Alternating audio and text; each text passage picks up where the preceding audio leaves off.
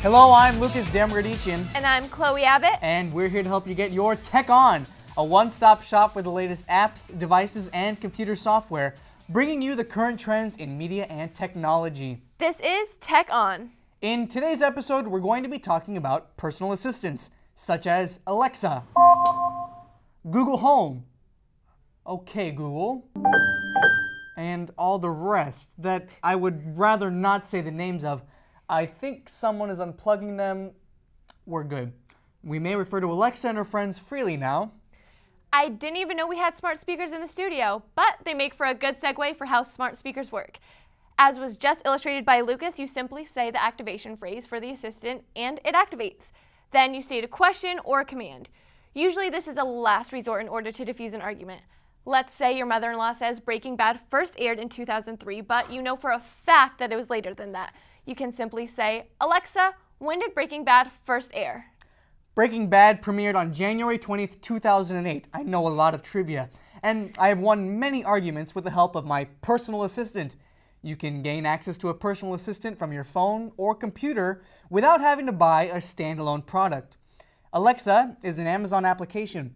Siri works with iOS products. Cortana works on Microsoft products and is named after Master Chief's AI program from Halo. And who can forget S-Voice by Samsung, the most creative title of them all. Smart speakers such as Amazon's Echo, Google Home, or even the new ultra-expensive Apple HomePod function by voice commands. This allows you to freely move around your home space, and when a question enters your subconscious, you can just call it out and await a mostly spot-on answer. It's like having a really smart friend who needs Wi-Fi, or they lose the will to live. So it's like living with an average millennial. You know, what I use my personal assistant for is for news or to set alarms. You can get quick news updates just before you take that afternoon nap. Then not have to worry about dozing off because of your alarm. It's a killer combo, especially when you put on some sweet Sinatra.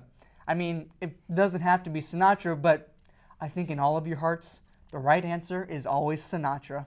To avoid sounding too much like a commercial, why don't we talk about some of the quirks of using a personal assistant? Primarily, that smart speakers such as Echo and Google Home are always listening to you, always waiting for you to say, "Hey Alexa." See, like that. And now I'm not convinced that they unplugged it. They don't run on an alternate battery source, do they? I don't think so, but my personal assistant does have a tendency to randomly go off when I'm having a conversation with someone. It isn't frequent enough for it to be a serious problem, but it can freak my guests out. It didn't help matters when they realized that every time it does randomly go off, it's recording them.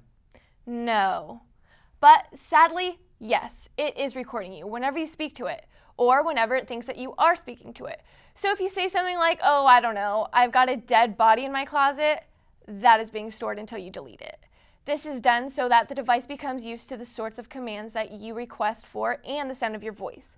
You can actually listen to all the voice recordings that your smart speaker has made of you, and then you can delete them because you would rather not have your electronic PA rat you out in court.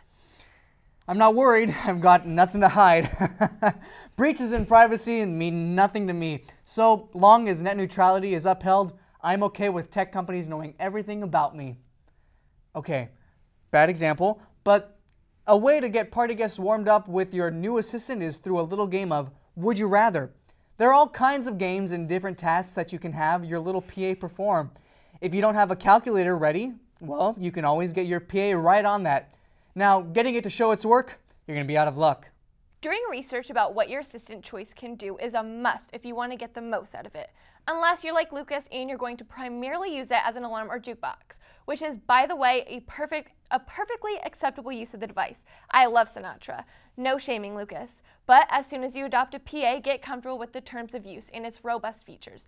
You might be surprised just how much it can do. In a lot of ways, it's just like having an audio-focused computer. And I use mine for far more than just Sinatra. I listen to audiobooks and order pizza.